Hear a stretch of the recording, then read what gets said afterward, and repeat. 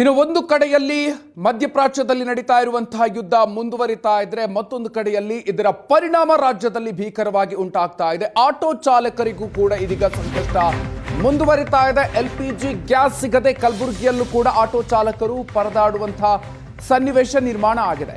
ಇಡೀ ದಿನ ಬಾಡಿಗೆ ಹೋಗೋದಕ್ಕೆ ಸಾಧ್ಯ ಆಗದೆ ಬಂಕ್ ಮುಂದೆ ನಿಲ್ಲಬೇಕಾದಂತಹ ಪರಿಸ್ಥಿತಿ ಆಟೋ ಚಾಲಕರದ್ದು. ಕಲಬುರಗಿಯಲ್ಲಿನ 13 LPG ಬಂಕ್ಗಳ ಪೈಕಿ ಹಲವು ಬಂಕ್ಗಳು ಬಂದ್ ಆಗಿದೆ. LPG ತುಂಬಿಸಿಕೊಳ್ಳೋದಕ್ಕೆ ಬಂಕ್ ಮುಂದೆ ಬೆಳಗ್ಗೆಯಿಂದಲೇ ಆಟೋಗಳು ಕ್ಯೂ ನಿಲ್ಲಬೇಕಾದಂತಹ ಪರಿಸ್ಥಿತಿ. ಒಂದಲ್ಲ ಎರಡಲ್ಲ ಬಂಕ್ ಮುಂದೆ 100ರಿಂದ 150ಕ್ಕೂ ಹೆಚ್ಚು ಆಟೋಗಳು ಕ್ಯೂ ನಿಲ್ತಾ ಇದೆ. ಎಲ್ಲೂ ಕೂಡ LPG ಗ್ಯಾಸ್ ಸಿಗ್ತಾ ಇಲ್ಲ ಅಂತ ಹೇಳಿ ಆಟೋ ಚಾಲಕರು ಕೂಡ ಆತಂಕಕ್ಕೆ ಒಳಗಾಗಿದ್ದಾರೆ. ಇರುವಂತಹ ಕಡೆಗಳಲ್ಲಿ ಈಗ ಸಾಲುಗಟ್ಟಿ ಆಟೋಗಳು ನಿಂತಿದೆ. 100ರಿಂದ 150 ಆಟೋಗಳು ಕ್ಯೂನಲ್ಲಿ ನಿಂತ್ಕೊಂಡಿವೆ. ಒಂದು ಕಡೆ ಅಮೇರಿಕ, ಇಸ್ರೇಲ್ ಮತ್ತು ಇರಾನ್ ನಡುವಿನ ಯುದ್ಧ ತೀವ್ರಗೊಳ್ತಾ ಇದೆ. ಇನ್ನೊಂದು ಕಡೆ ಭಾರತದಲ್ಲಿ ಇದರ ಪರಿಣಾಮವಾಗಿ ತೈಲ ಸಂಕಷ್ಟ ಶುರುವಾಗಿರುವಂಥದ್ದು. ಕಲಬುರಗಿನಲ್ಲೂ ಕೂಡ LPG ಗ್ಯಾಸ್ ಮೂಲಕ ನಡೆಯುವಂತಹ ಆಟೋಗಳ ತೀವ್ರ ಪರದಾಟ ನಡೀತಾ ಇದೆ. ಆಟೋ ಚಾಲಕರು ಬೆಳಗ್ಗೆಯಿಂದ ಸಂಜೆವರೆಗೂ ನಿಂತು ಸರದಿನಲ್ಲಿ ನಿಂತು ಅವರು ಫಿಲ್ ಮಾಡಿಕೊಂಡು ತೆರಳಬೇಕಾದಂಥ ಅನಿವಾರ್ಯತೆ ನೋಡ್ಬೋದು. ಕಲಬುರಗಿಯ ಸೂಪರ್ ಗ್ಯಾಸ್ ಮುಂದ್ಗಡೆ ನಾವಿರುವಂಥದ್ದು. 100 ಆಟೋಗಳು ಬೆಳಗ್ಗೆಯಿಂದ ಈ ರೀತಿ LPG ಫಿಲ್ಗಾಗಿ ಸರದಿನಲ್ಲಿ ಕಾಯ್ತಾ ಇದ್ದಾರೆ. ನೋಡ್ಬೋದು, ಇವು 2-3 ಆಟೋಗಳಲ್ಲ, ಹಿಂದ್ಗಡೆ ರೋಡಿನವರೆಗೂ ಕೂಡ ಈ ಆಟೋಗಳ ಸಂಖ್ಯೆ ಇರುವಂಥದ್ದು. ಹಿಂದ್ಗಡೆ ರೋಡಿನವರೆಗೂ ಕೂಡ ಆಟೋಗಳ ಸಂಖ್ಯೆ ಇರುವಂಥದ್ದು. ಒಂದಲ್ಲ ಎರಡಲ್ಲ, 100 ಸಂಖ್ಯೆಯಲ್ಲಿ ಈ ರೀತಿ ಆಟೋಗಳಿದ್ದಾವೆ. ಒಬ್ಬೊಬ್ಬರು ಸರದಿ ಸಾಲಿನಲ್ಲಿ ಬಂದು ಫಿಲ್ ಮಾಡಿಸ್ಕೊಳ್ಳೋಕೆ ಪ್ರಯತ್ನ ಪಡ್ತಾ ಇದ್ದಾರೆ.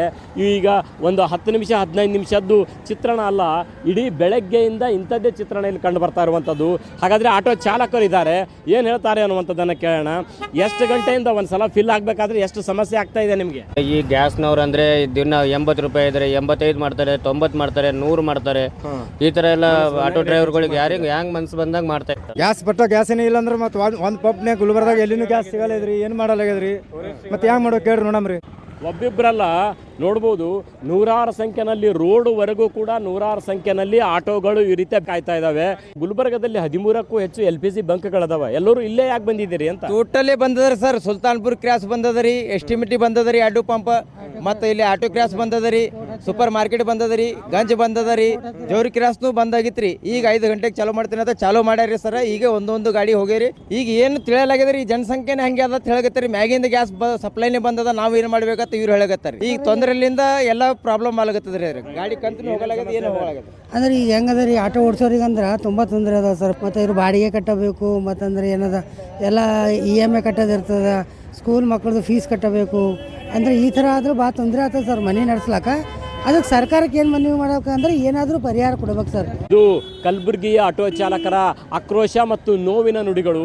ಕುಟುಂಬ ನಿರ್ವಹಣೆಗೆ ಆಟೋಗಳ ಬಾಡಿಗೆ ಕಟ್ಟಬೇಕು, ಸಾಲದ ಕಂತು ಕಟ್ಟಬೇಕು, ಕುಟುಂಬ ನಿರ್ವಹಿಸಬೇಕು, ಬಹಳ ತಾಪತ್ರದಲ್ಲಿದ್ದೀವಿ. ಯುದ್ಧ ಅಲ್ಲಿ ನಡೀತಾ ಇದ್ರು ಕೂಡ ಅದರ ಪರೋಕ್ಷ ಪರಿಣಾಮ ನಮ್ಮ ಮೇಲಾಗ್ತಾ ಇದೆ ಅನ್ನುವಂತಹ ಆಕ್ರೋಶ, ನೋವಿನ ಮಾತನ್ನು ಆಟೋ ಚಾಲಕರು ವ್ಯಕ್ತಪಡಿಸ್ತಾ ಇದ್ದಾರೆ. ಏಷ್ಯಾನೆಟ್ ಸುವರ್ಣ ನ್ಯೂಸ್ಗಾಗಿ ಕಲಬುರಗಿಯಿಂದ ಕ್ಯಾಮ್ರಾ ಪರ್ಸನ್ ಇಂದ್ರಜಿತ್ ಜೊತೆ ನಾನು ಶರಣಯ್ಯ ಹಿರೇಮಠ.